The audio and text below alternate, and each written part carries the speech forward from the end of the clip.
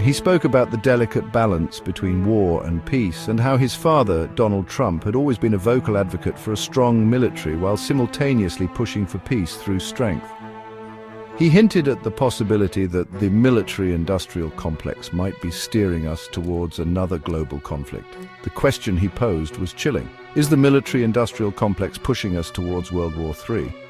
Everywhere you look, tensions are high. From bustling city streets to international borders, the atmosphere is charged with uncertainty and unease. Countries around the globe are flexing their military muscles, almost as if they're auditioning for a high-stakes protein powder commercial. The displays of power are not just for show.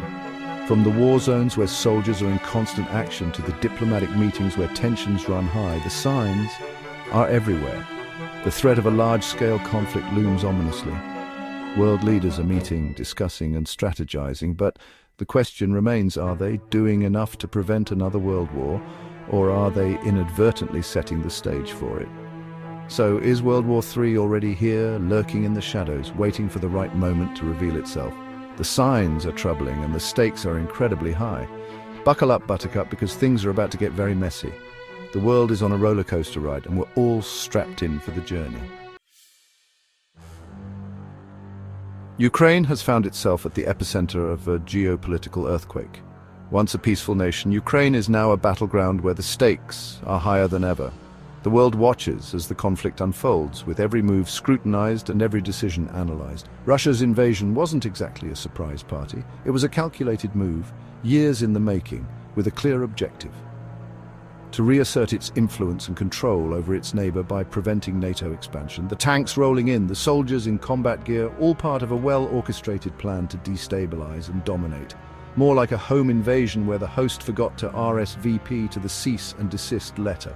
The sudden and aggressive nature of the invasion caught many off guard, but for those who had been paying attention, it was a grim inevitability. The signs were there, the warnings clear, yet the world seemed unprepared for the sheer audacity of the move.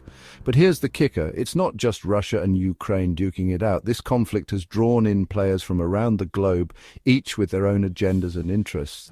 The international community is deeply entangled, with alliances being tested and new partnerships forming in the heat of battle. The US and its allies are pouring weapons into Ukraine. Military aid is flowing in at an unprecedented rate, with cargo planes unloading crates of weapons, ammunition and supplies. This support is crucial for Ukraine's defense, but it also escalates the conflict, making the stakes even higher. Tanks, missiles, you name it. The sheer scale of the military aid from NATO and partners is staggering, with advanced weaponry being delivered to bolster Ukraine's defenses. This influx of arms is a double-edged sword, providing much-needed support but also increasing the potential for further escalation. Speaking of which, the Biden administration has allowed for deep strikes into Russia using American ATACMS.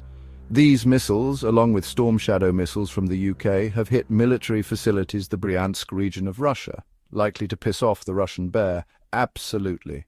The increased military aid is seen as a provocation by Russia, further inflaming tensions and leading to a more volatile situation. In retaliation, Russia launched a nuclear-capable intermediate-range ballistic missile, IRBM, without the warhead, just to prove a point: nuclear annihilation.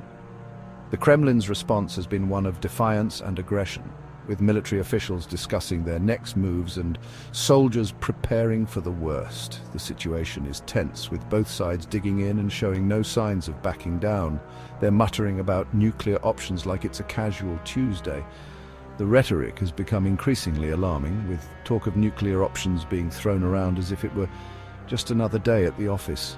This kind of talk is dangerous, raising the spectre of a conflict that could have catastrophic consequences for the entire world. And to make matters worse, North Korean troops have been fighting Russia-Ukraine border. The involvement of North Korea adds another layer of complexity to an already convoluted situation. Their presence is a wild card, unpredictable and potentially destabilizing. Because why not add fuel to the fire? The situation is already volatile, and the addition of more players only serves to escalate tensions further. It's a powder keg waiting to explode, with the potential for widespread devastation if cooler heads do not prevail. Let's address the elephant in the room, the big, glowing, mushroom-shaped elephant. Putin's been dropping hints about using nukes like their discount coupons. And it's not just Russia. North Korea's Kim Jong-un seems to think nuclear threats are a great way to spice up international relations. It's like watching a bunch of toddlers playing with grenades. Someone's bound to get hurt, and it's probably going to be everyone. The scariest part, the more these threats get tossed around, the more normal they seem, and that, my friends, is a terrifying thought. Is there hope? Let's talk about the Middle East, specifically Israel and Hezbollah. They've decided to hit the pause button on their never-ending feud, a ceasefire. Peace in our time. Well, not quite. It's more like a timeout. Both sides are still eyeing each other suspiciously, fingers hovering over the resume conflict button. Boom! The terrorist group HTS invades Syria, and now the whole region is up in flames. This restarts the Syrian civil war and the war between Israel and Hezbollah, as it looks like a Call of Duty lobby in real life now. And speaking of starts, Iran's actually talking to the West about its nuclear program, the one that may be able to be delivered via its array of missiles it tested on the Israeli Iron Dome recently, but maybe there's hope for the Middle East yet. Or maybe this is the calm before the storm, only time will tell. Now, let's hop over to Asia, where China's playing a game of how close can we get to invading Taiwan without actually invading Taiwan. Spoiler alert, pretty darn close. They're flying jets over the island, sending warships through the strait, and generally being a nuisance. And the US. Earlier this year, the top US military commander in the Indo-Pacific said that Beijing is maintaining its goal of being able to invade Taiwan by 2027. They're not just sitting back and watching, they're sending weapons to Taiwan and making it clear that they've got the islands back.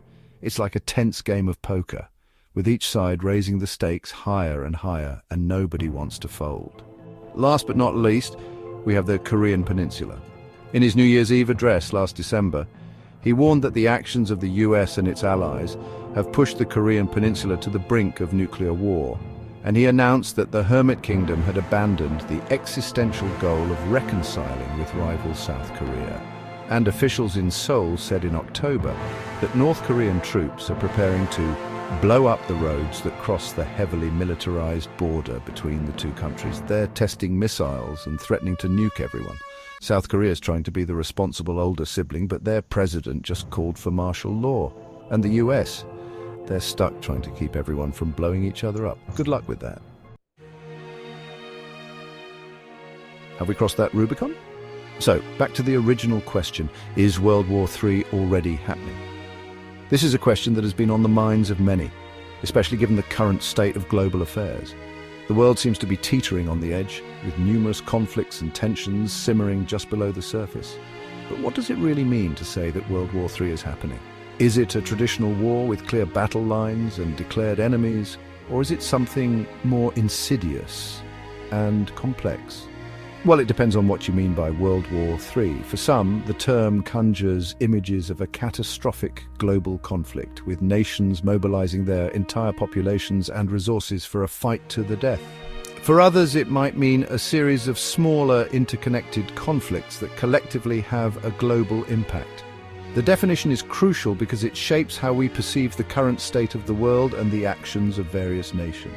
If you're picturing a global conflict with tanks rolling through the streets of Paris, soldiers marching through the heart of Europe, and entire cities being turned into battlefields and bombs raining down on New York City with skyscrapers crumbling and chaos reigning in the streets, then no, we're not there yet. The major cities of the world remain largely peaceful, and life goes on as usual for most people. The images of total war that we associate with the world wars of the 20th century are not a reality today. But if you define World War III as a series of interconnected conflicts fueled by geopolitical tensions, economic rivalries, and the struggle for resources, and the ever-present threat of nuclear war, with nations constantly on edge and the spectre of annihilation hanging over us, then we might already be knee-deep in it. The conflicts we see today, from the Middle East to Eastern Europe, from Africa to Asia, are all part of a larger, more complex picture. They are the flashpoints in a global struggle for power and influence. It's a war fought in the shadows, with covert operations, espionage, and cyber attacks replacing the traditional battlefields. The lines are blurred and the combatants are often unseen, with proxies and cyber attacks instead of trenches and battleships. The digital realm has become a new battleground where nations and non-state actors alike wage war with bits and bytes instead of bullets and bombs. But it's a war nonetheless. The casualties are real, the stakes are high, and the outcome is uncertain. As we navigate this complex and dangerous world, we must ask ourselves, have we crossed the Rubicon? Are we already in the midst of World War III, even if it doesn't look like the wars of the past?